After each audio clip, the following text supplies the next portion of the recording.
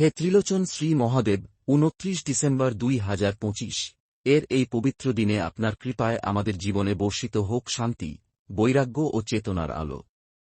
আজ চন্দ্র অবস্থান করছেন কুম্ভ রাশিতে।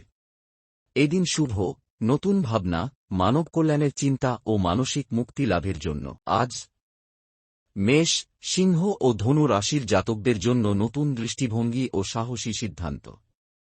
বৃষ, কন্যা ও মকর রাশির জাতকদের জন্য কর্মক্ষেত্রে দায়িত্ব ও স্থিতিশীল অগ্রগতি। মিথুন, তুলা ও কুম্ভ রাশির জাতকদের জন্য যোগাযোগ, পরিকল্পনা ও সামাজিক কাজে।